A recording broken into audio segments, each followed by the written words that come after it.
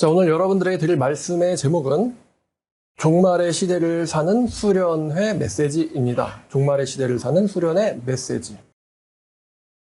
자, 종말의 수련회의 메시지. 이렇게 하고 싶었는데 요즘 워낙 사건, 사고가 많아서 이 수련회가 마지막이 되면 또 안 되니까 안 되겠다라는 소망을 담아서 종말의 시대를 사는 수련회 메시지라고 이름을 정해봤어요. 오늘 메시지를 여러분들이 일주일 동안 생각해 보시면서 수련회 저녁 때, 2일차 저녁 때 제가 여러분들에게 질문을 드릴 겁니다. 그러니까 오늘 메시지를 잘 담아서 일주일 동안 한번 묵상해 보시길 바라요. 2023년 7월 5일 지구의 평균 기온이 17.18도였습니다.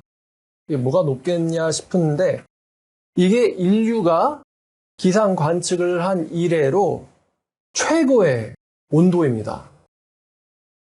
23년 4일, 7월 4일, 하루 전이죠. 하루 전에 찍혔던 온도가 17.01도였는데 이것 역시 관측사상 최고 온도였어요. 근데 관측사상 최고 온도를 하루 만에 갱신을 해버렸습니다. 물론 과학자들, 기후학자들 깜짝 놀랐겠죠. 네덜란드에서는 시속 146km의 역대급 태풍이 불어닥쳤고요. 영국의 기후학자는요, 이런 기상 이변에 대해서 인류의 생태계에 내려진 사형 선고라고 말하고 있습니다. 인류와 생태계에 내려진 사형 선고. 또 우리나라에서는 지난 8월 2일에 압구정동에서 롤스로이스가 인도를 걷던 여성을 들이받고도 악셀을 밟아서 서울로 상경에서 근로하고 퇴근하던 20대 여성이 중태에 빠졌습니다. 끔찍한데요. 두피의 3분의 2가 벗겨지고 양 다리가 개방성 골절. 그러니까 뼈가 피부를 뚫고 튀어나온 거예요. 양 다리가 개방성 골절. 얼굴 함몰, 뇌출혈, 다발성 장기 손상 등 의료진도 생사를 장담하기 어렵다. 7시간 수술 끝에 그렇게 말을 했다고 합니다. 앞으로도 두 다리로 걷지 못할 가능성이 있다고 하네요. 굉장히 안타까운 일이죠. 20대 어떻게 보면 소녀라고 할 수 있겠는데 젊은 청년이 퇴근 후에 인도에서 그렇게 참혹한 일을 당했다. 근데 더 충격적인 건 이 사고의 가해자가 경찰과 실랑이를 벌이고 또 소리를 지릅니다. 하는 말이 죽지는 않았잖아. 내 몸에 손대지 마. 나도 변호사는 부를 수 있잖아. 이렇게 소리를 질렀는데 목격자들의 말에 의하면 가해자가 차에서 내려서 횡설수설하며 몸을 잘 가누지 못했다라고 해서 경찰이 음주 측정을 했는데 음주는 뜨지 않았어요. 그런데 마약류의 물질이 반응이 나왔습니다. 가해자는 본인이 마약한 적 없다라고 그렇게 주장하고 있는데 그 마약이 클럽 같은 데서 불법으로 쓰이는 마약이라고 합니다. 케타민이라고 하는데. 자, 앞으로는 이제 음주운전이 문제가 아닌 것 같아요. 앞으로는 마약 운전을 조심해야 될 것 같아요. 환각 상태에서 운전하는 거. 충격적인 사건이죠. 우리의 그 충격을 계속해서 이 세상은 업그레이드 시키고 있어요. 이런 거는 업그레이드 안 됐으면 좋겠는데. 또 여러분들 다 아시다시피 8월 3일에 서현동에 시민을 대상으로 한 무차별 칼부림이 있어서 14명이 크게 다쳤죠. 일상생활을 하던 사람들이었습니다. 버스를 타려고 정류장에 서 있던 사람. 근데 이 서현역은 제가 전도하려고 자주 가는 곳이기도 하고요. 또 금요일 6시면은 전도의 피크 시간이기도 합니다. 금요일 5시부터 7시 사이가 전도하기 딱 좋은 시간이거든요. 근데 정확하게 그 6시에 서현역에서 칼부림이 있었어요.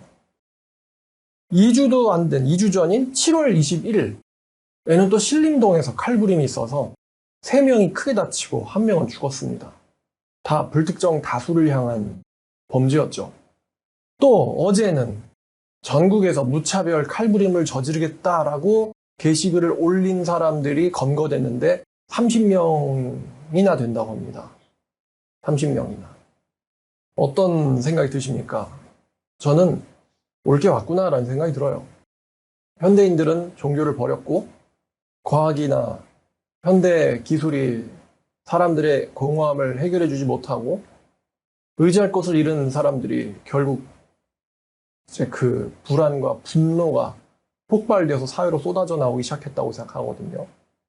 조현병, 분노 조절 장애 이런 것들 뭐 한번 설교로 다뤄볼 만합니다만 결국 또 교회를 등 돌린 사람들이 맞이하는 결말 아닌가.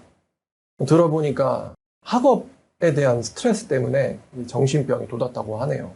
그 사람의 가정이 정말 예수님을 잘 믿는 가정에서 예수님을 잘 믿는 부모님 밑에서 예수님을 잘 믿는 애로 성장했다면은 학업 스트레스 때문에 정신병이 와가지고 길에서 무차별 살인을 했을까? 어저께 전도를 하다가 갑자기 이런 어린이 찬송이 떠오르더라고요. 미움 다툼 시기 질투 버리고 우리 서로 사랑해.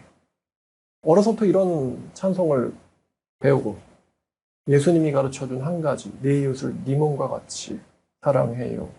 너무나 아름다운 가사들 아닙니까? 전국에서 이런 무차별 살인을 예고한 사람, 뭐 대구에서는 장갑차 또 와서 대기했다고 하고 불쌍한데요. 경찰들이 그렇게 뜨거운데 위아래로 완전 무장을 하고는 순찰을 하는데 솔직히 얼마나 더웠겠습니까? 요즘에 보면은 더워서 사람 죽어요. 우리나라도. 더워서 사람 죽습니다. 근데 이 젊은 청년들, 경찰들이 어제도 그 강남 가보니까 역사에도 여러 명 있고 출구에도 여러 명 있고 형사들도 돌아다니고 아마 속으로 그런 생각을 할 거예요. 이게 무슨 수사력 낭비인가. 성경 한번 읽어보겠습니다. 마태복음 24장입니다. 마태복음 24장 3절부터 14절까지 읽겠습니다. 예수께서 감람산 위에 앉으셨을 때에 제자들이 조용히 와서 이르되 우리에게 이르소서 어느 때에 이런 일이 있겠사오며 또 주의 임하심과 세상 끝에는 무슨 징조가 있사오리이까? 세상 끝에 대한 징조를 제자들이 물어봤습니다. 예수께서 대답하여 이르시되 너희가 사람의 미혹을 받지 않도록 주의하라. 많은 사람이 내 이름으로 와서 이르되 나는 그리스도라 하여 많은 사람을 미혹하리라. 너희들은 난리와 난리의 소문을 듣겠으나 너희는 삼가 두려워하지 말라. 이런 일이 있어야 돼 아직 끝은 아니니라. 민족이 민족을 나라가 나라를 대적하여 일어나겠고 곳곳에 기근과 지진이 있으리니 이 모든 것은 재난의 시작이니라.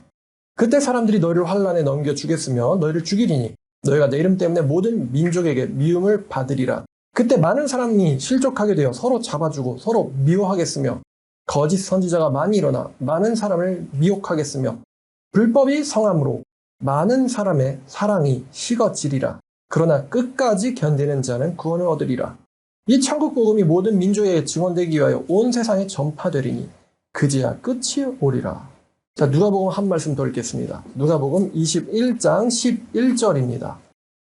누가복음 21장 11절. 또 곳곳에 큰 지진과 기근과 전염병이 있겠고 또 무서운 일과 하늘로부터의 큰 징조들이 있으리라. 무서운 일과 하늘로부터 큰 징조들이 있으리라. 요한계시록도 나와 있지만 해가 권세를 얻어서 사람들을 태워 죽인다. 이걸 읽을 때 야, 무서운 광경이다 라고 생각했었는데 지금 뭐 문자 그대로 아닙니까? 매번 우리가 놀라죠. 세계 최고 기록이 경신되었다. 안 좋은 기록은 전부 경신되는 것 같아요. 안 좋은 기록은. 또 디모데후서 3장 1절부터 4절까지 디모데후서 3장 1절부터 4절까지 읽겠습니다. 너는 이것을 알라. 말세에 고통하는 때가 이르러 사람들이 자기를 사랑하며 돈을 사랑하며 자랑하며 교만하며 비방하며 부모를 거역하며 감사하지 아니하며 거룩하지 아니하며 무정하며 원통함을 풀지 아니하며 모함하며 절제하지 못하며 사나우며 선한 것을 좋아하지 아니하며 배신하며 조급하며 자만하며 쾌락을 사랑하기를 하나님을 사랑하는 것보다 더하며. 어떻습니까, 여러분? 성경의 예언이 끝이 다가오고 있습니다. 기독교는 종말론을 믿죠. 현실을 도외시시키는 사이비적인 시한부 종말론이 아닙니다. 기독교는. 그런 건 나쁜 종말론이겠죠. 현실을 도외시하고 등한시하게 만드는 교리. 그러나 기독교는 예수님이 다시 오실 것과 역사의 끝이 올 것을 믿습니다. 기독교는 종말론을 믿고 있는데 굳이 종말론을 믿지 않는 기독교인이 아닌 사람들, 종교인이 아닌 사람들이라 할지라도요, 기상이변에 인간성 말살, 인간성 상실의 경제 등 여러 면에서 세계의 종말이 다가오고 있다는 것을 예수를 믿지 않는 사람들도 다들 느끼고 있습니다. 요즘 말세다 그러면 공감하지 않을 사람이 없을 것 같아요. 여러분 외출할 때 이어폰 끼면 안 됩니다. 왜? 누가 달려들어서 칼을 찌를지 모르니까. 실제로 나일지도 모르는 사람이 죽었단 말이에요. 잘못해서가 아니라 길거리에 서 있다는 이유로, 그 사람의 눈에 띄었다는 이유로 죽었단 말이죠. 이어폰 끼면 안 됩니다. 가방이 크면요, 그 가방 안에 뭐가 들어있을까? 실제로 흉기를 들고 있다가 검거된 사람도 있었죠. 뭐가 들었을지 무서운 세상이에요. 누가 남자 옆에 앉잖아요? 그러면은 그 남자의 가방이 있는가, 흉기를 숨길 만한 가방은 있는가, 일단 그걸 한번 슬쩍 보게 되고, 남자가 옆에 앉잖아요? 그러면은 티셔츠나 와이셔츠를 벨트 안으로 집어넣는가, 허리띠가 보이는가. 왜냐면 허리띠가 안 보이면은 쓱 들면 여기서 뭐가 있을지도 몰라요? 흉기가 있을지도 모른다라는 생각이 드는 거예요. 8월 5일 날 강릉은 최고 기온이 38도를 돌파했습니다. 저도 엊그젠가요? 세미나를 다녀오는데 가평이었죠. 37.5도가 찍히는 거예요.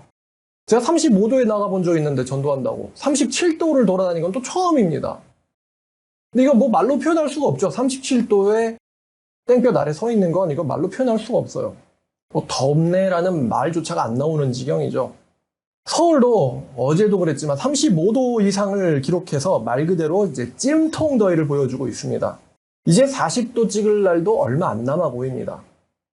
요즘 날씨에서 외부 활동을 한다는 것 자체가 위험할 정도입니다. 왜냐면 저도요, 전도하다가 갑자기 좀 어지러운 거예요. 내가 왜 어지럽지? 수면 부족은 아닌데 왜 어지럽지? 나중에 알고 봤더니 이게 더위 먹을 뻔한 거예요. 이게 수분 부족입니다. 더위와 수분 부족. 그래서 내가 더위 먹기 전에 목이 마르다는 걸 먼저 감지를 못합니다. 물을 미리미리 마셔줘야 돼요. 그래서 사람들이 왜 야외 활동하다 죽냐면은 죽을 거를 감지를 못하기 때문이에요. 이런 날씨에서 외출할 때는 물을 많이 마셔줘야 되고, 며칠 전에도 근무 중에 폭염으로 사망하는 사건들이 우리나라에서 일어나고 있습니다. 그래서 아침에 그 행안부에서 문자를 보내는데 보면은 야외 근로 조심해라. 온열 질환자라고 하는데 그중에 사망자도 있어요. 우리나라.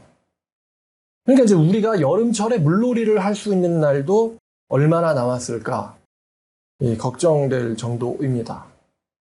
분명 물놀이 못하게 될 날도 올 거예요. 40도 넘어가는데 뭐 나가고 싶겠어요? 숨 쉬다가 죽는데? 기독교에서 제일 중요한 게 뭘까? 우리에게 있어서 제일 중요한 게 뭘까? 바로 구원을 점검하는 것이죠. 예수님이 나를 위해서, 내 죄를 용서하시기 위해서, 하나님은 정의로우시니까 죄인을 처벌하셔야죠. 그래서 우리를 사용시키시지 아니하시고 의로우신 예수님을 대신 사용시키셨어요. 대신 십자가에 매다셨어요. 하나님께서. 두 가지 목적이 있었는데, 우리들의 죄를 사하기 위해서, 또 의가 없는 우리들을 의롭다라고 하시기 위해서 돌아가신 예수님을 진실로 믿고 거듭나면 구원을 얻고 천국에 들어갈 수 있지만, 과연 나는 거듭났는가? 내 믿음은 제대로 되었는가를 확인할 길이 없습니다. 안타깝지만 대부분의 기독교인들은 자기들이 죽으면 천국 갈 거라고 생각합니다.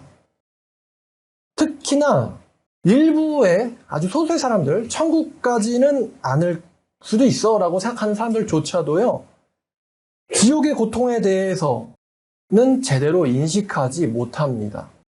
여러분 몸에 두드러기 나 보셨습니까? 목에 염증 나 보셨습니까?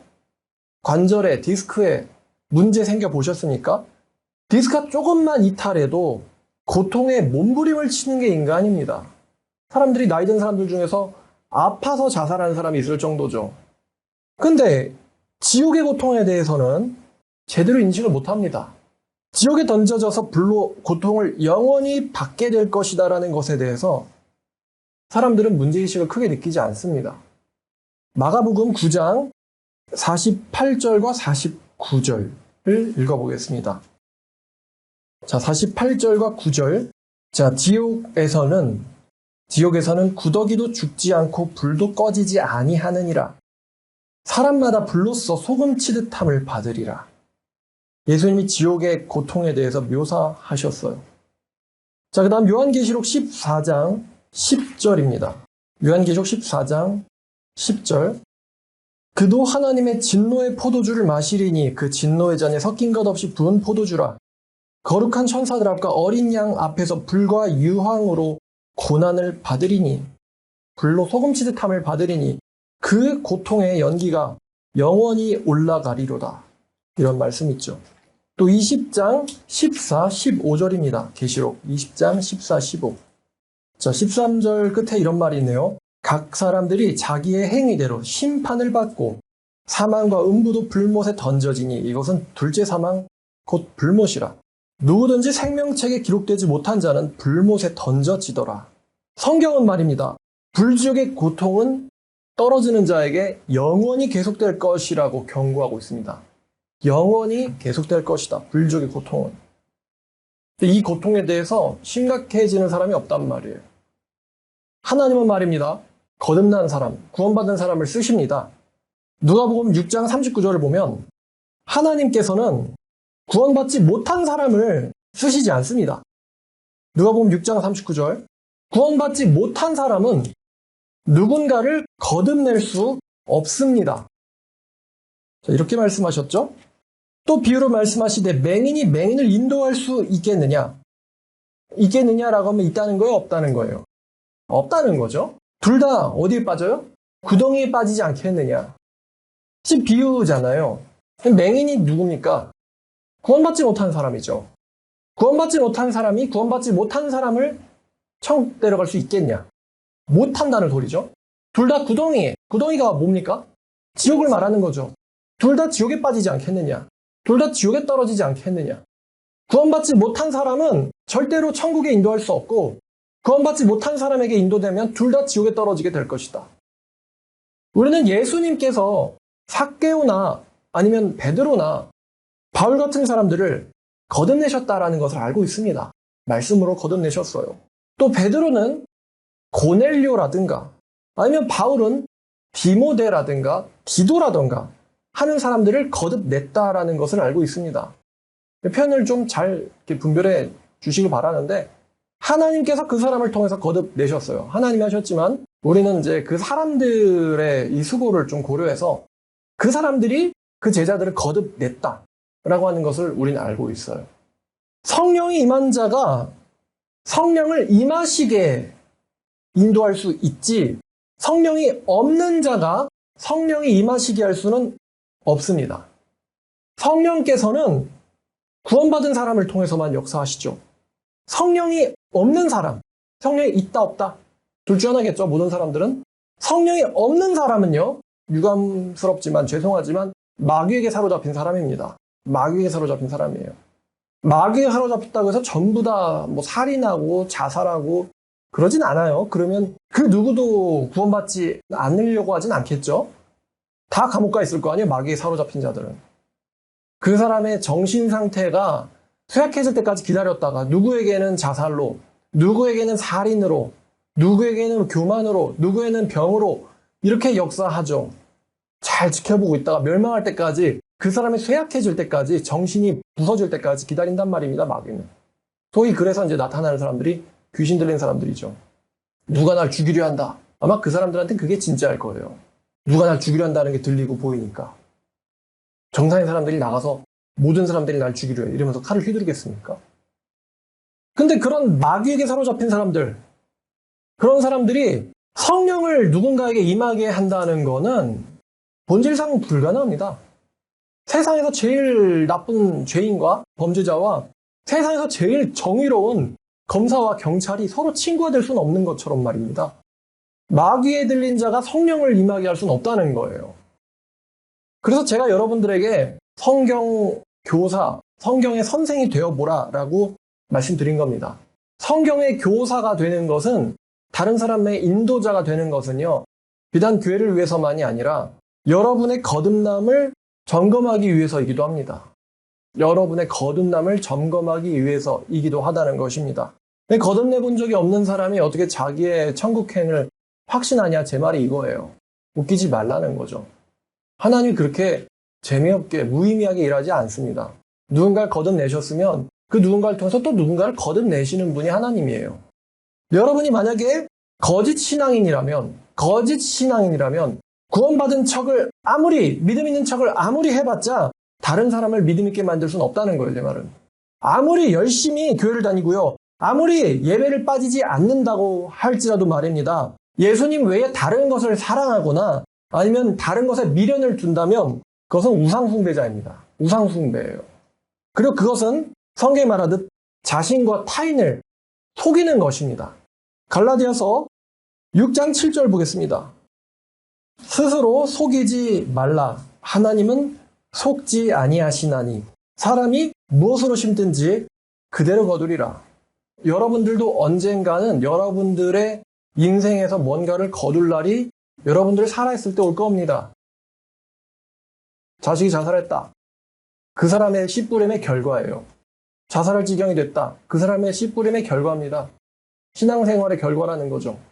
또 야고보서 1장 22절부터 25절까지도 읽겠습니다. 너희는 말씀을 행하는 자가 되고 듣기만 하여 자신을 속이는 자가 되지 마라.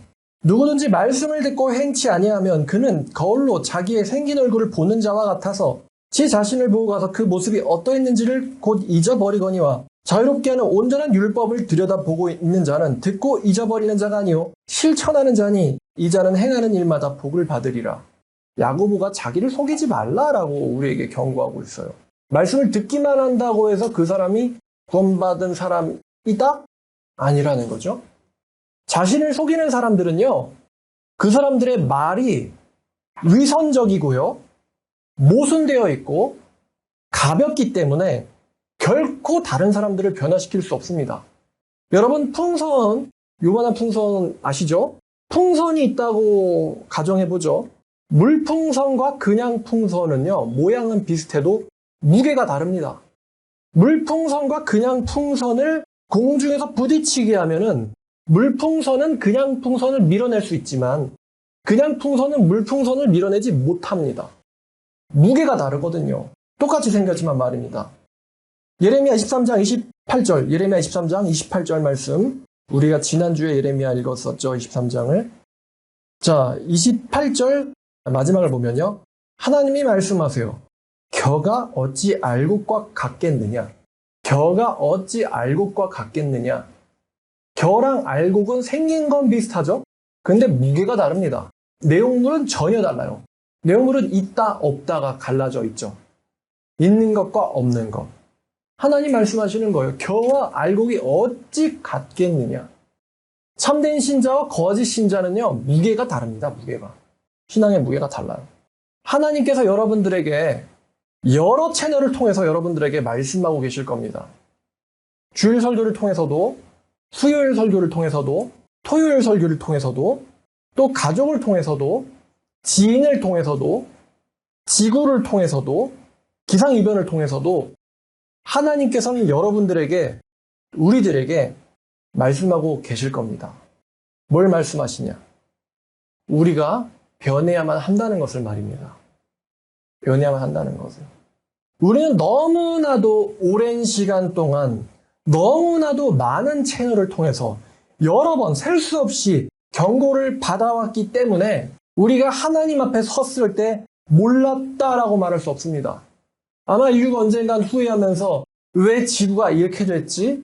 근데 그 어느 누구도 이렇게 될 줄 몰랐다라고 말하진 못할 것입니다. 지구과학자들이, 기후학자들이 오랜 시간 동안 경고해 왔거든요. 제가 이런 생각이 좀 드는데요. 어떤 사람들은 설교를 들을 때 몸에 본체가 아니고 유체를 데리고 오는 사람이 있어요. 무슨 말이냐면은 본체는 교회 바깥에 있습니다. 본체는 교회 바깥에 있어요. 그리고 여기에 올 때는 유체가 대신 옵니다. 유체를 갖고 와요. 그러니까 유체는 본체가 아니죠. 그럼 제가 이제 유체에다 대고 계속 말씀을 집어넣고 그래봤자요, 이 유체는 말씀을 들어도 본체가 아니니까 유체가 말씀을 아무리 들어봤자 바뀌질 않아요. 바뀌질 않습니다. 우리나라 말에 속이 경읽기라고 하죠.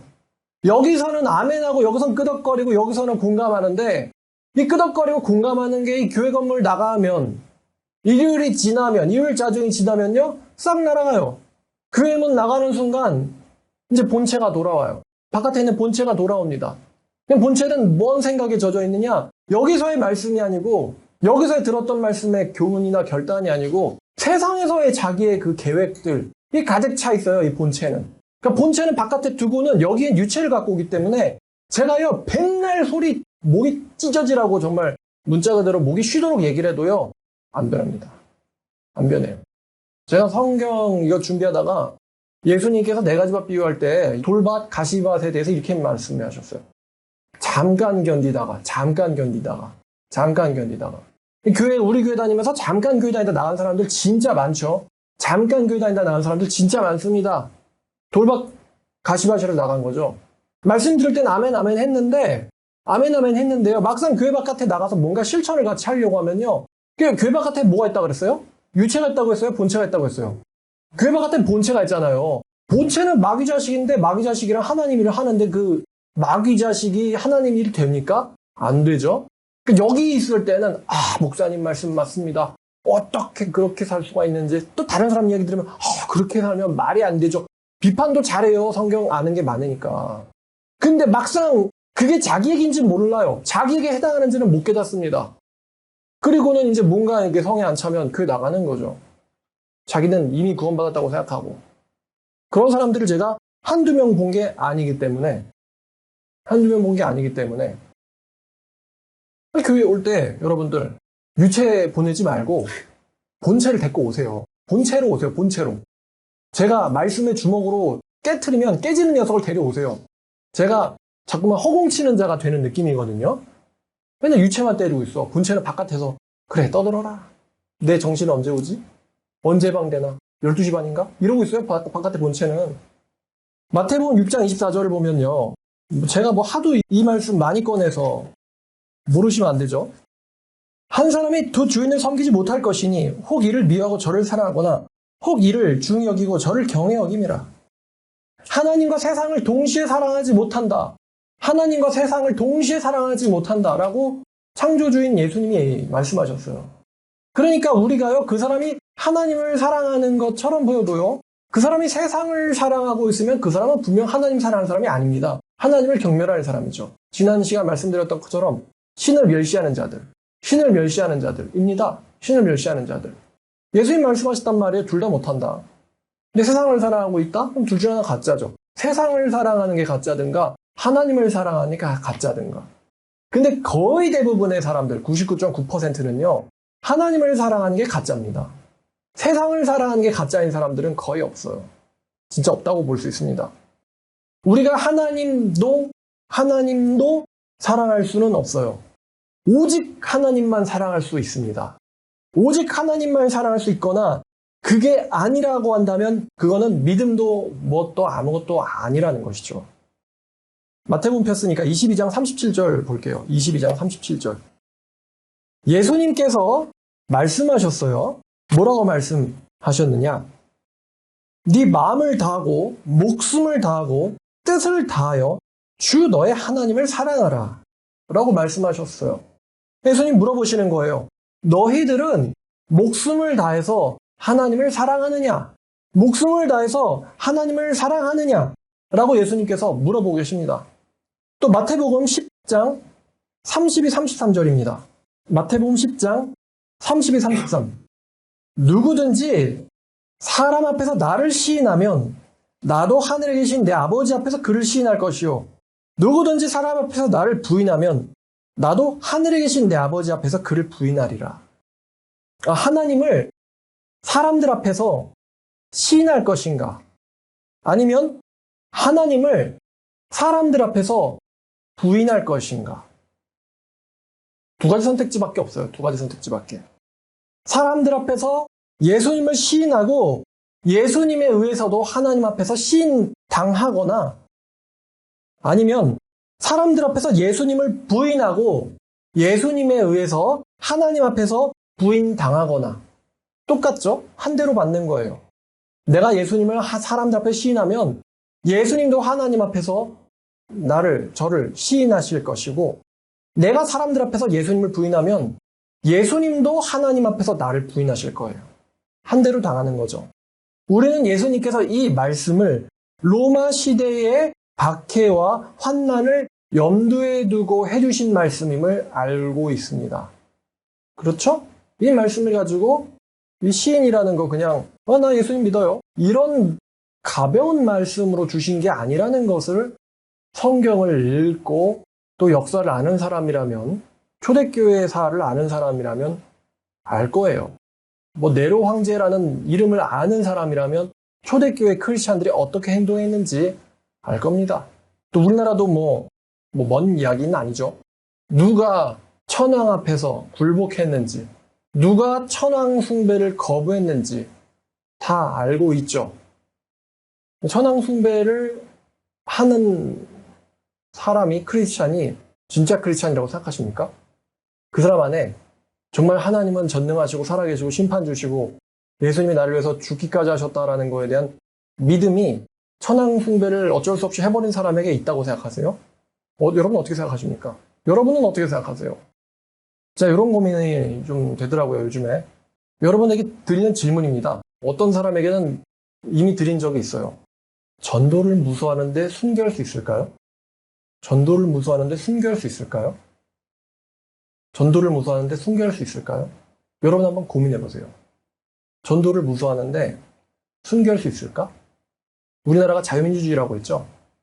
신앙의 전도의 자유가 있습니다. 전도하는 거 방해 아무도 못합니다. 만약에 방해한다고 한다면 법적으로 처벌을 받게 되죠, 그 사람은. 여러분, 이런 나라 안에서 전도를 무서워하는데 근데 사람들이 멸시할 수 있죠. 멸시하는 건 그 사람들의 자유니까요. 무시할 수 있어요. 무시하는 건 그 사람들의 자유니까요. 욕은 할 수 있겠죠. 공공장소에서 욕하면 불법이긴 하지만 욕도 할 수 있어요. 그 사람은 입이 달려 있으니까요. 근데 우리가 길거리에서 전도하는 거 왜 안 하느냐? 사실 못 하는 거죠. 못 하느냐? 무서워서죠. 무서워서입니다. 무서워서. 그러면 전도하는 게 왜 무섭느냐? 전도하다가 칼에 찔릴까봐? 아닙니다. 전도하다가 주먹에 맞을까봐? 아닙니다. 사람들의 그 경멸의 눈빛이 무서운 거죠. 경멸당하는 눈빛이 무서워. 그 경멸당하는 눈빛에 내 자신이 무너지는 게 무서워요. 내 마음이 무너지고 내 마음이 금이 가고 내 마음이 찢어질까봐, 내 자존심이 망가지고 무너질까봐 그게 무섭죠. 트집 잡을 거야, 말이 어눌하다, 몸매가 안 좋다, 뚱뚱하다, 못생겼다, 트집 잡을 거야 걔네들한테 많겠죠. 어쨌든 간에 그 사람들 때문에 경멸의 눈빛을 여러 번 봐가지고 내 자존심이 무너질까봐 그게 무서운 거예요. 자존심 깨지는 게 무서운 거죠. 그래서 이제 전도를 하나 안 하냐 그러면 안 한다로 무조건 수렴하는 거예요. 놀이공원 가서 기구는 잘만 타잖아요. 그런 무서움은 즐길 수 있어요. 공포영화 보죠. 그런 무서움은 즐길 수 있어요. 근데 그 사람이 나를 길에서 예수님 때문에 무시한다? 그거는 견딜 수가 없죠. 그게 무서워요. 내 자아가 터지는 게, 내 멘탈이 터지는 게 무서워요. 그래서 전도 무서워서 안 하는 거예요. 그래서 나오는 질문입니다. 그런 정신적인 두려움을 극복하지 못하는 사람이 순교할 수 있냐 이거예요. 선교 갔는데 갑자기 우연히 총알이 날라와가지고 내가 생각지도 못하는데 그게 내 뇌를 관통해서 죽는 이런 거 말고, 이런 건 거의 사고에 가깝죠. 사고로 죽는 거 말고 순교로 죽을 수 있냐 이거예요. 그 정신적인 두려움을 극복하고 이겨내고 견디고 두렵고 떨려도 믿음 때문에 견뎌내서 결국에는 죽음을 당해도 하나님을 욕하거나 원망하지 않고 스데반처럼 죽을 수 있냐 이거예요. 전도를 못하는데 스데반처럼 죽을 수 있냐 이거예요. 다시 한번 말씀드립니다. 전도를 못하는데 스데반처럼 죽을 수 있냐 이거예요. 여러분은 어떻게 생각하세요? 이렇게 물어보면 여러분들의 구원받음이 진짜인지 가짜인지 대충 드러나죠? 여러분 어떻게 생각하세요? 아무리 내가 구원받지 않았다 하더라도 구원받았다고 착각을 하든 뭐하든 믿지 않는 사람도 아는 거예요. 믿지 않는 사람도 박해하면서 부인을 유도하는 이유가 이 자식이 부인하면 이 녀석이 신앙이 가짜라는 거를 구원받지 않은 사람도 아는 거예요. 그래서 부인시키려고 하는 거예요. 너는 부인했지만 너는 천국 갈걸? 너는 부인했지만 너는 아마 천국 갈 거야. 이렇게 생각하면서 박해하지 않아요. 부인하는 걸 보고는 얘 가짜네라는 걸 보고는 기뻐하고 즐거워하기 위해서죠. 이 자식의 신앙심은 가짜였어 라는 것을 즐기기 위해서 박해하는 거거든요. 안 믿는 사람도 알고 있는 거예요. 그 사람의 신념은 거짓이었다는 것을. 여러분에게 그렇게 묻는 거예요. 전도하는 걸 무서워하는 사람이 구원받았을 수 있겠습니까?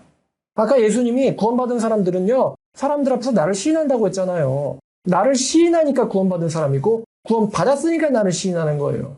또 구원을 못 받았으니까 나를 부인하는 거고, 나를 부인하는 그 자가 구원을 못 받은 사람인 거예요. 부인하는 그 순간 생명책에서 구원이 취소된다거나 아니면 구원받은 게 취소되는 게 아니고 구원을 못 받았으니까 예수님을 부인하는 거거든요. 부인이 뭐냐면 deny. 예수님 나 몰라 라고 하는 거예요. 그러니까 전도를 못하는데 어떻게 구원받은 사람이겠냐. 못하는 이유는 뻔한데 바빠요? 세상을 사랑하니까 바쁜 거죠. 그러면 이제 바쁜 게 아니라면 못해요? 무서우니까 못하는 거예요. 근데 그 사람이 예수님이 나를 위해서 죽었다라는 것을 믿는다라고 하는 그 믿음이 진짜겠냐 이거죠. 여러분 어떻게 생각하십니까? 제가 지금 여러분에게 침묵을 요구하고 물어보는 게 아니에요. 여러분 어떻게 생각해요? 솔직히 말해서 구원받은 사람도 순교 못할 수 있다. 어떻게 생각하세요? 구원받은 사람도 순교 못할 수 있다. 구원받은 사람도 전도 못할 수 있다. 두려워서 전도 못할 수 있다. 여러분 어떻게 생각하세요? 구원은 받았는데 전도를 못할 수도 있어요? 그러면 그 인간의 예수가 나를 위해서 죽은 걸 믿는다는 뭐예요? 여러분 만약에 이런 가정해보죠. 둘이 같이 있는데 갑자기 길에서 칼부림이 난동이 일어났어요. 칼부림이 일어났는데 그 자식이 내가 사랑하는 사람을 딱 이렇게 쫓아오는 거예요. 근데 그걸 보고 옆에 있는 나는 뒤도 안 돌아보고는 미친 듯이 달려가가지고 도망갔어요. 그래서 내가 사랑하는 그 사람이 칼에 찔렸어요. 나는 뒤도 안 돌아보고 도망갔는데. 근데 그 사람이 그 자리에서 죽지 않고 수술을 해서 살아났습니다. 그러면은 그 칼에 맞은 사람이 내 옆에 있었던 그 사람이 나를 사랑한다. 사랑하지만 무서워서 도망갈 수도 있지. 그 말에 믿음이 가겠습니까? 자기를 버려두고는 뒤도 안 돌아보고 도망간 사람이 나를 사랑한다라고 여러분 생각할 것 같아요? 불신이 생기죠. 왜냐하면 이 사람이 평소에 했던 모든 행동과 말들은 사실은 거짓이었으니까. 여러분 그 신림동 칼부림 사건에서 놀라운 일이 하나 있죠. 그 남자가 어떤 남자를 찔렀는데 놀랍게도 옆에 있던 빈손의 여자가 그 남자를 쫓아가는 장면을 보고는 저 좀 놀랬습니다.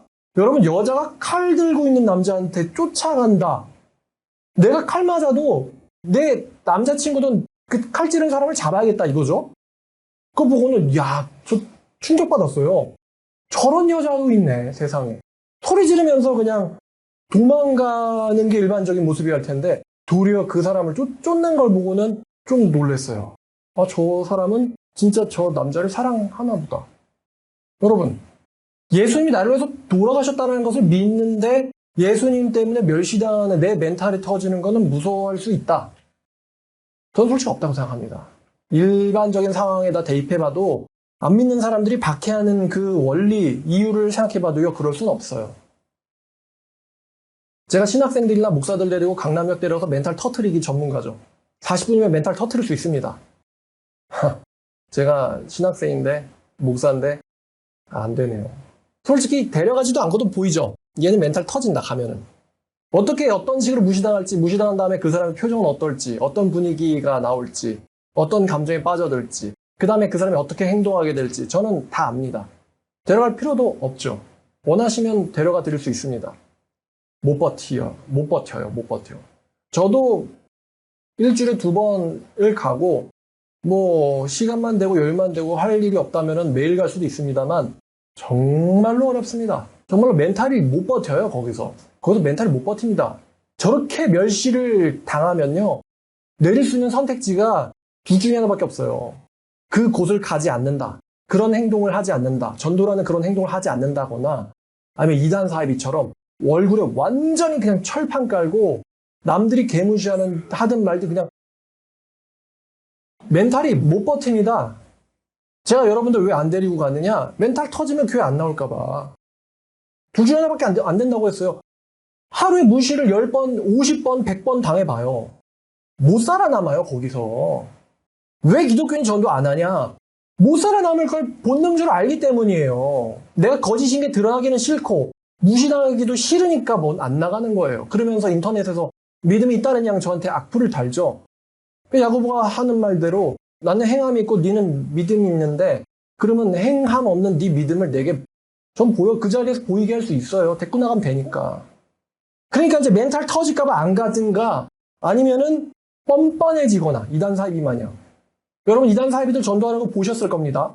이단 사이비들의 전도의 특징은 길에 있는 사람들, 죄인들과 공감하지 않는다는 거예요. 죄인들의 마음을 헤아리지 않는다는 거예요. 사랑이 없기 때문에, 구원받지 않았으니까 사랑이 없기 때문에 예수께서 보시고 그 병이 오래된 줄을 아시고 불쌍히 여기사, 이게 없어요. 예수께서 보시고 긍휼히 여기사, 예수께서 보시고 눈물을 흘리셨더라. 그 사람들의 공감하는 마음이 없어요. 사랑이 없으니까. 그래서 그 자식들이 전도하는 모습이 꼴보기 싫은 이유는 사랑이 없다는 걸 여러분들도 본능적으로 느끼기 때문이에요. 길거리에서 소음공해 일으키고 길거리에서 흉하고 말입니다.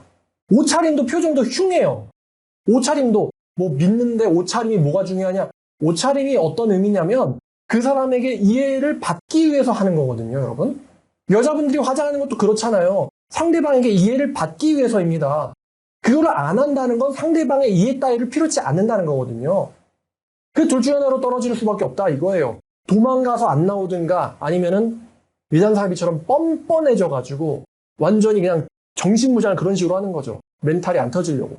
멘탈이 약하니까 두꺼운 벙커를 만들어서 들어가서 안 나오는 거예요. 아주 극소수로 내가 믿음이 이것밖에 안 되나? 내가 믿음이 이것밖에 안 되나? 내가 교회를 몇 년 다녔고 내가 교회에서 직분이 뭔데 내가 말씀을 성경을 몇 번 읽었는데 내가 사람들한테 멸시당할 때 내 기분이 굉장히 안 좋아지고 굉장히 기분이 다운되는 걸 느끼면서 내 믿음이 이것밖에 안 되나? 이거를 절감을 하고 눈물을 흘리고 사람들 때문에 도망가는 모습에서 베드로가 부인하던 장면을 떠올리면서 내 믿음이 이것밖에 안 되나? 난 어떻게 해야지 복음을 담대하게 전할 수 있지? 난 어떻게 해야지 하나님한테 칭찬받을 수 있지? 내 멘탈을 어떻게 해야지 하나님께서 기뻐하시고 쓸만한 일꾼이 되도록 훈련시킬 수 있지? 이거 고민하면서 마치 운동하듯 매일매일 꾸준히 내 정신을, 내 믿음을 강화시키고 연마하고 단련하는 이런 사람들이 우리나라의 기독교인들 중에서 몇 명 있는 것 같아요? 그래서 제가 말씀드렸잖아요. 길에 전도하는 사람 보면 저 가서 말 건다고. 어디서 나왔는지. 그 말을 걸고 대화함을 통해서 이 사람이 전도자인지 교회에서 나가라고 시켜서 억지로 나온 사람인지 분위기에 도취돼서 믿음 있는 척을 하고 있는 사람인지 믿음 있는 척하는 사람 분위기에 도취돼서 떼거리로 몰려서 제가 그런 사람들 가지고 오합지졸이라고 그러죠. 단체로는 뭔가 하는 것 같은데 혼자서는 아무것도 못한다. 마치 신천진들처럼 말입니다. 때로는 몰려다니는데 혼자서는 아무것도 못해요. 오합지졸로 나와 있는 사람인지 아니면 소통 따위는 그냥 거부하고 철벽 쳐 있는 이단 사이비 같은 마인드를 가진 사람인지 가서 말 걸어보면 그냥 안단 말입니다. 왜냐면 그게 너무나도 어렵다는 걸 제가 잘 아니까. 울면서 10년 동안 전도하고 다녔다. 여러분들에게 간증 들었을 거예요. 아침에 나갈 땐 휘파람 불면서 나갔다가 저녁에 들어갈 때는 하나님한테 하소연을 하면서 들어가는 제 10년 동안 세상은 너무 어렵고 내 믿음은 너무 약하니까. 제가 남들한테 저를 소개할 때 제가 전도를 잘하진 않는데 내 특징이 하나 있다. 포기하지는 않는다. 16년 넘게 했는데 포기하진 않은 인간이 나야. 포기하진 않아. 멘탈도 약하고 방식도 다 서툴지만 포기하진 않나 16년 동안. 그 앞으로도 포기하고 싶지도 않고 그게 나라고. 그러면 이제 대충 이제 어떤 한 정점을 찍은 사람들은 아, 이 사람이 어떤 사람이겠군이라고 느낌이 오겠죠? 저더러 복음 전하지 말고 살라 그러면은 뭐 해야 될지 막막한 사람이 저예요. 만약에 고문한다. 아프겠죠? 무서워서 예수님 부인하겠죠? 그럼 예수님 부인하고 난 다음에 그래도 예수님께 살아야 됩니다. 이렇게 설교 못하겠죠? 왜냐면 저는 양심이 있으니까요. 그럼 설교를 못하겠으면 또 예수 믿어봐라. 예수님이 네 인생 변화시킬 거다. 그런 말도 못하겠죠? 1대1로. 양심이 있으니까. 그럼 그런 말 설교도 못하고 전도도 못할 거면은 뭐하고 살죠 저는? 뭐하고 살죠? 집에서? 예수님 부인하고 그 석양이 뉘엿뉘엿 지는 그 방에서 전 뭐하고 살죠? 평생을? 남은 인생 동안 뭐합니까? 카센터나 차릴까요? 아니면 배달이나 할까요? 뭐하고 삽니까? 그게 죽은 것과 뭐가 다릅니까? 목적을 상실하고 숨만 쉬는 인생이 죽은 것과 뭐가 달라요? 그렇게 될 것 같은 걸 아니까 부인을 해도 부인을 못하겠다. 부인을 하더라도 부인을 못하게 되겠다. 결국에는. 그런 생각이 드는 거예요. 여러분들이 사람들 속에서 여러분들이 크리스찬이라는 것을 주변 사람들한테 알려져 있다고 가정해보죠. 전도하는 상황이든 아니면 모임이든요. 여러분들이 크리스찬이라는 것이 주변 사람들한테 알려져 있고 그 사람들도 그거를 인식하고 있다는 게 눈에 보이는 상황이라고 가정해보죠. 그럼 여러분은 그럴 때 눌리세요? 아니면 당당하세요? 여러분들은 두려운가요? 아니면 즐거운가요?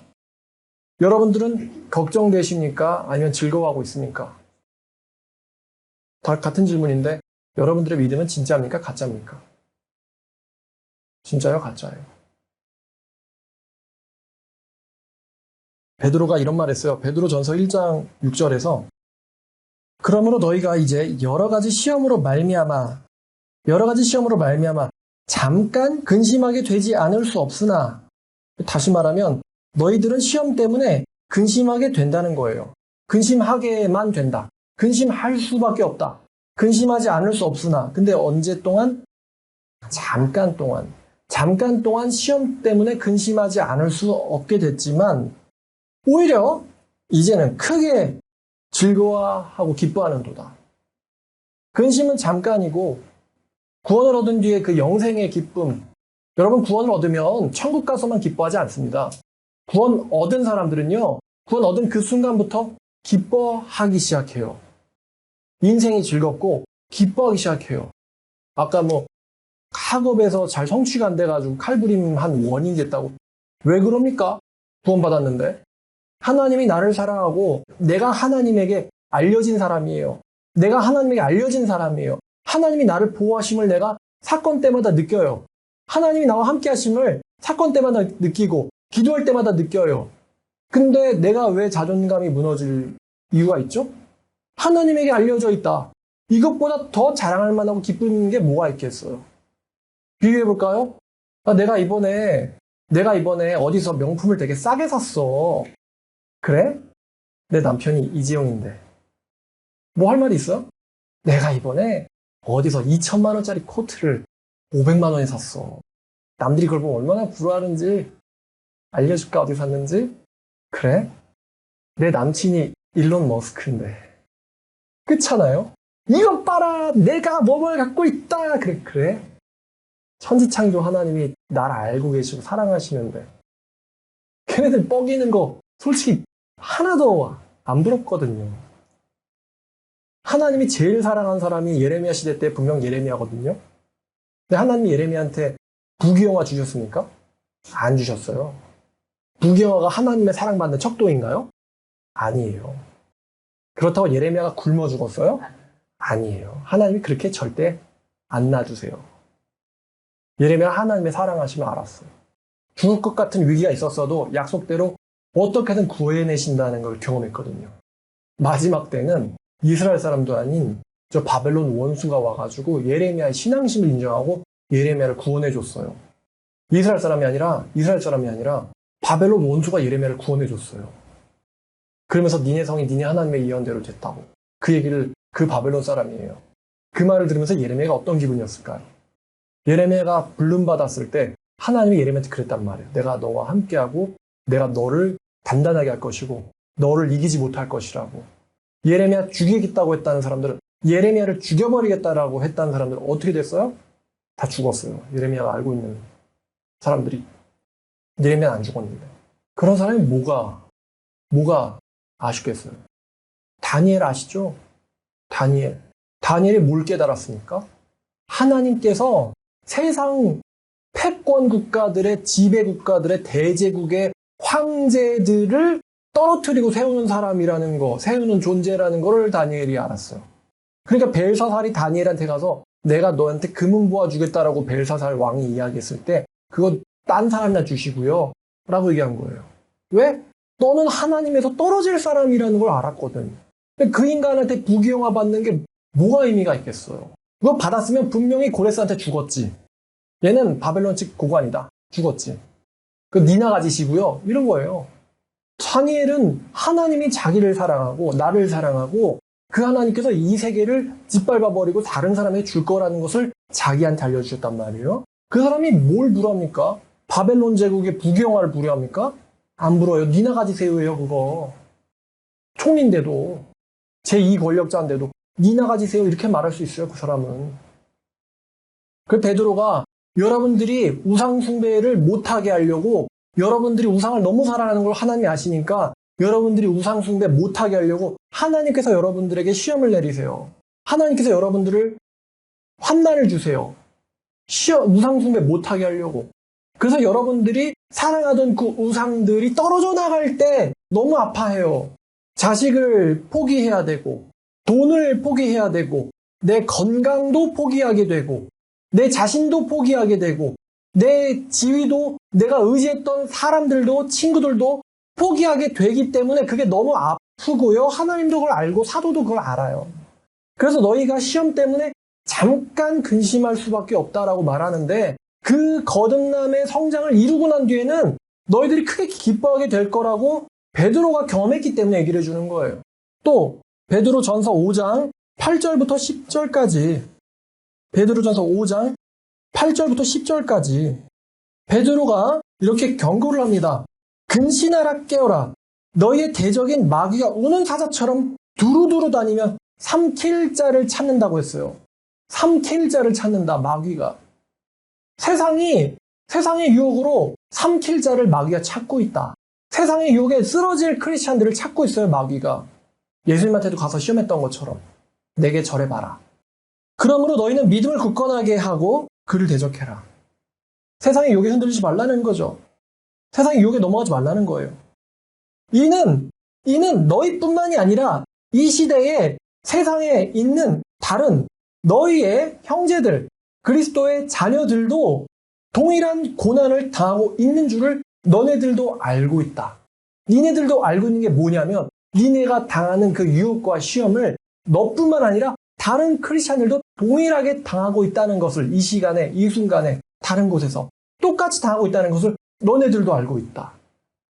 그러니까 10절 모든 은혜의 하나님 곧 그리스도 안에서 너희를 부르사 영원한 영광에 들어가게 하신 하나님께서 잠깐 동안 고난당한 너희를 친히 온전하게 하시며 굳건하게 하시며 강하게 하시며 터를 견고케 하실 것을 믿고 또 이렇게 말해요. 하시리라. 견고하게 하시리라. 반드시 하실 거다. 잠깐 동안에 그 시험 때문에 흔들리고 걱정하고 있는 너희들을 그분께서 반드시 너희들을 강하게 해주실 것, 터를 견고하게 해주실 것이다. 그분의 계획이죠. 권능이 영원히. 그러니까 모든 계획을 주관하시는 하나님에게 여러분들의 신앙의 나약함, 여러분들을 강화시키기 위한 하나님의 계획, 그 모든 것을 전능하신 하나님의 능력과 지혜로 이 여러분들의 주변 상황 속에서 이런 일들을 일어나게 하셔서 여러분들을 결국에는 성장시키셔서 천국 들어가기에 딱 어울리는 합당한 사람으로 만드실 그 하나님을 보면서 하나님에게 권능이 영원히 있을 것이다. 여러분들의 주변에 그 사람들 하나하나를 다 주관하시고 여러분들 주변에 있는 상황들 나사 하나 풀려가지고 고장나고 그런 세밀한 상황 하나하나까지 하나님께서 주관하셔가지고 여러분들을 견고케 하시려는 하나님께 영원히 영광이 있을 것이다. 그러니까 제가 또 저도 겪는 것처럼 시험이, 환난이, 유혹 때문에 잠깐 근심하고 있지만 여러분들도 시험 때문에, 환난 때문에 잠깐 근심하고 계신 분도 있고 근심하게 될 분도 계시겠지만 이런 거 없는 사람은 친자식이 아니겠죠? 사생아지? 계시겠지만 결국엔 그분이 여러분들을 강하게 하실 것이다. 라고 사도 베드로는 본인이 경험했잖아요. 바울도 본인이 경험했잖아요. 바울이 그런 말 하잖아요. 세상에 보이는 건 잠깐이고 보이지 않는 건 영원하다. 바울이 경험했잖아요. 바울이 권력도 누려봤잖아요. 바울이 재산도 가져봤잖아요. 사람들도 막 부려봤잖아요. 사람도 죽여봤잖아요. 지가 죽이진 않고 죽이겠지만 그거 잠깐이고 보이지 않는 건 영원하다. 바울도 알고 사도 베드로 다 아는 거예요. 예수님도 잘 말씀하셨고. 여러분들에게 질문합니다. 여러분, 잠깐 환난 겪지만 영원한 즐거움에 들어가시겠습니까? 아니면 잠깐의 즐거움 때문에 영원한 고통에 들어가겠습니까? 그 얼마 전에 롤스로이스 차로 사고 낸 사람. 변호사 부르면 되잖아. 안 죽었잖아. 라고 온몸에 문신하고 롤스로이스 SUV 끌고 다니고 뭐 대충 이렇게 뭐 클럽에서 쓰이는 마약이 나왔다라는 그 얘기 딱 듣고 아 얘가 무슨 삶을 살았을지 정말 인생 재밌게 살겠군. 인생이 재밌겠군. 재밌어 하고 있겠네. 근데 그게 영원히 갈까? 여자분들 이쁘고 몸매 좋고 그러면은 세상이 자기를 따라오죠. 근데 그게 영원히 갈까요? 영원히 가겠어요? 영원히 가겠냐고. 롤스로이스가 더 오래 가긴 하겠지만 그것도 뭐 한 몇십 년 지나면 녹슬어가지고 달리다 사고 나겠지? 영원히 가는 거 없단 말이에요, 이 세상에서. 내 힘을 봐라, 내 문신을 봐라. 그래도 올라오잖아. 계속 아래 치고 올라오잖아. 문신한 60대가, 문신한, 60대 문신, 이걸 뭘 보고 싶겠어. 그죠? 아래에서 10대, 20대가 치고 올라오는데. 세상 호령하던 사람들도 딱 가잖아요. 그러니까 그 즐거움 잠깐이고, 그런데 거듭난 그 기쁨과 또 들어가게 될 천국을 느끼면 그 영원하다. 바울이 그거를 다 경험해보고 저울질해보니까 당연히 영원한 선택을 했잖아요, 바울이. 영원한 곳에 들어가려면 잠깐 동안의 근심과 걱정이 필요해. 잠깐 동안의 고통이 필요해. 사람들한테 복음 때문에 무시당하는 거 필요해요. 근데 그거 견뎌내면 하나님이 인정해준다 이거지.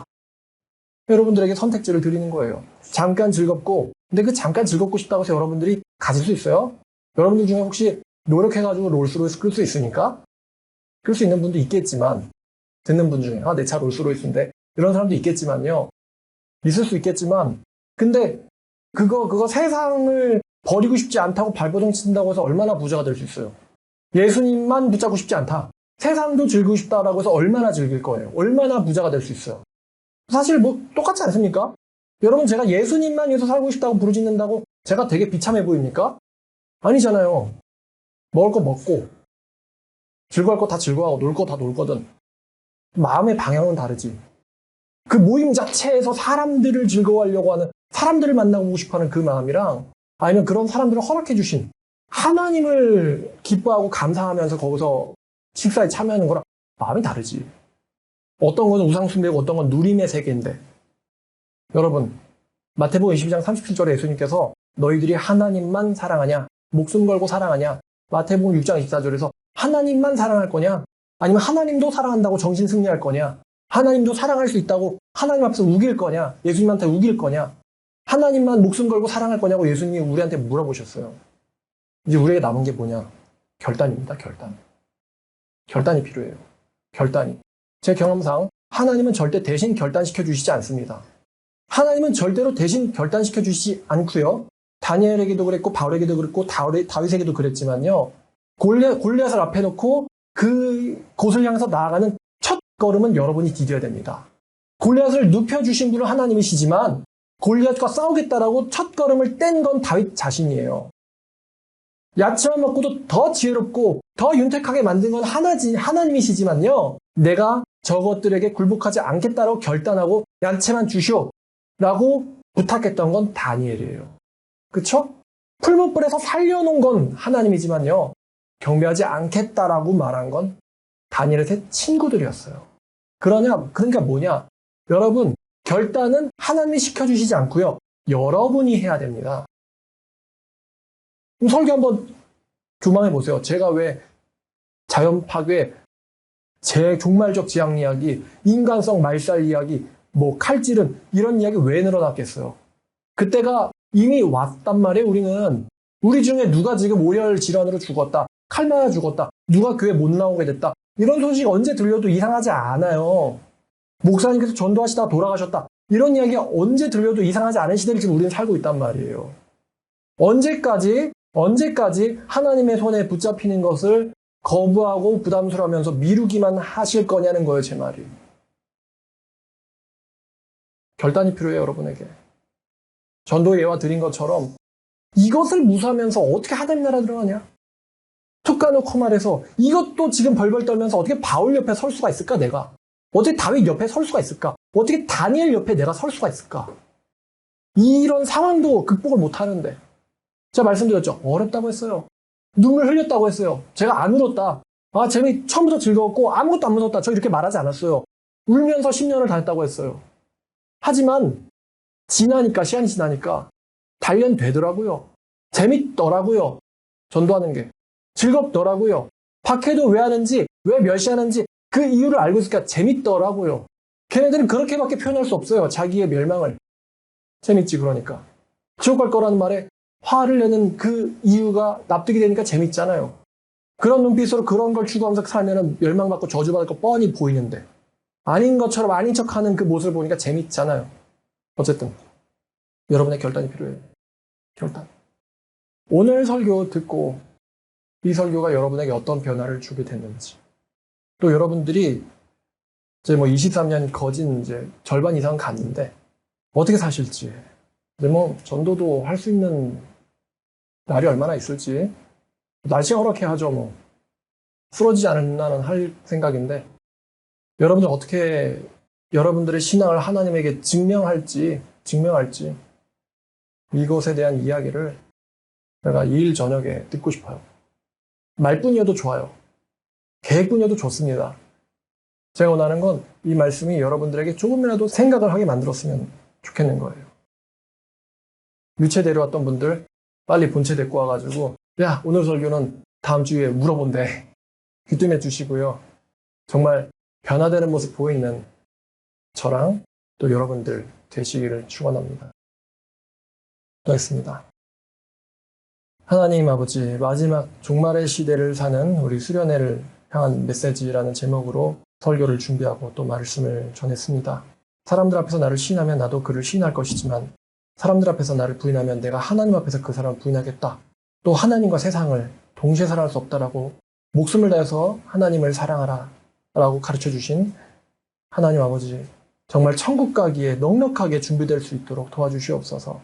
정말 잠시뿐인 어리석은 것들의 마음 빼앗기지 않도록 우리를 지켜주시고 세상 사람들이 좋다는 거에 눈길을 가지 않게 해주시고 주님께서 기뻐하시는 사람이 이 지구가 파괴되어 가고 종말이 가까워오고 있는 이런 환경 속에서 하나님 기뻐하시는 사람이 준비될 수 있도록 도와주시옵소서.